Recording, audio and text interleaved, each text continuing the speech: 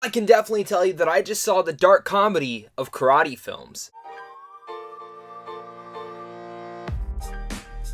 What's going on, everyone? Welcome to a brand new movie review. Today I'm going to be discussing a film that I saw at South by Southwest earlier this year and is now coming out soon to theaters, and that is The Art of Self-Defense. In this movie, it stars Jesse Eisenberg as a lonely man who is kind of a weakling, but after one day where he's just walking home and guys happen to jump him and attack him, he decides to take up his time in a karate studio and learn karate to defend himself against the world, I guess. I was looking forward to this movie at South by Southwest. It was one of my most anticipated movies for the festival just because of Jesse Eisenberg. You also have Riley Stearns coming in to direct, and he wrote the film. Plus, you have a really eccentric, unique side cast in here. You have Imogen Poots and Alessandro Nivola. With this cast all wrapped around Jesse Eisenberg, within even the concept and hearing that it is a dark comedy, I'm all for this. And overall, Art of Self-Defense, while an enjoyable film, I felt it was a little bit disappointing, at least for me. I mean, this movie is a bad movie by any sense. There's actually quite a lot of good things to the Art of Self-Defense,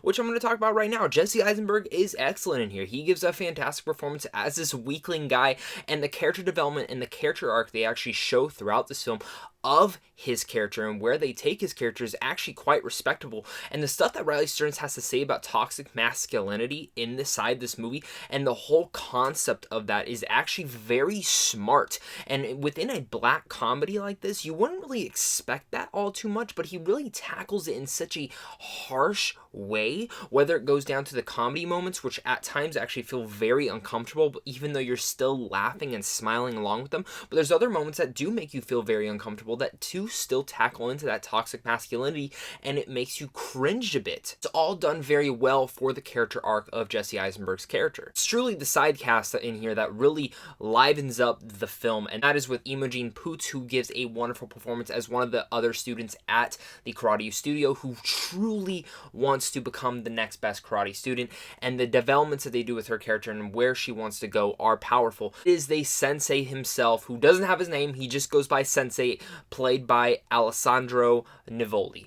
He is so good in this movie, and he truly is the brightest spot about the whole film. Imagine the Karate Kid, and imagine if the sensei in there was crazy and eccentric and even 10 times worse than you could ever imagine. That is this sensei. A lot of the great comedic moments do come from Alessandro Nivola's character, the sensei. Yes, his name is truly the sensei, and it's really...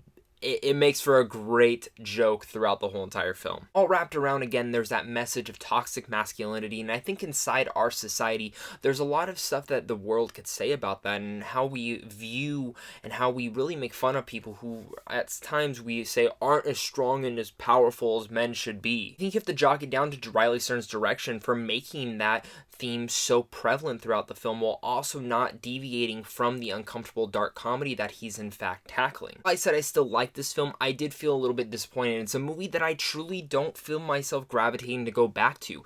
In fact, the film at times actually has a lot of pacing issues that I really felt like this movie was like 3 hours long. And it became a point where I felt like this movie is way too long and you should have cut out at least 10 to 15 minutes because the pacing does drop out towards the middle of the film. Maybe that's what Riley Stearns wanted me to feel. Maybe other people will feel differently about that pacing and that uncomfortability. But for me, it felt like it was just going on a little bit too long. Plus, the story is very predictable. From just the opening 20 minutes, I could definitely tell where the story was going to go, sadly. Maybe aside from a couple other twists and turns towards the end of the film, but overall where the character arcs and the story developments go, I was sitting there and I was like, I know exactly where this is going to go, and I truly hope it doesn't go, and then it went there, and I was a little bit disappointed to see how predictable the film ended up being. Within a story like this, I truly wanted more from it. I get it, it's a comedy, and the point of a comedy is to make me laugh, and this film did make me laugh. It succeeded on that, but I feel like this is a very much more smarter comedy than most, and I feel like there could have been more developments for that predictability, and in a sense, even the pacing, which is part of the reason why the pacing drops a bit. Before I get to my final thoughts, guys, make sure to like and subscribe, and if you guys are enjoying all sorts of early movie reviews like this, and plus, you guys can also go over to Sandwich on Films on how to see films early. The Art of Self-Defense, it's overall a good movie. I enjoyed it for the most part. Besides the pacing, which I think is jocked down to just having very uncomfortable moments throughout this film, which I get why you're in there, but at times it gets a little bit too uncomfortable for at least me. But I also have to throw in there that it does get super predictable, and it kind of was a little bit of a downer for me as well, especially with how smart this comedy had started out. I do think there's some great performances in here, and everyone does a fantastic job, but the sensei in here truly is the big standout. I think Riley Stearns' directing in here is pretty solid, and I'm looking forward to whatever the guy does next, because in a sense, this is the next Karate Kid, just in a very messed up way. So with all that said, I'm going to give The Art of Self-Defense a B-. You know what you guys' thoughts are on The Art of Self-Defense. Do you guys like it? Do you hate it? Are you looking forward to it? Let's talk about it down below in the comments. Make sure to like and subscribe button. Check out Sam Sean Films, and I'll make sure to catch you guys soon. So until next time, karate! Stay classy.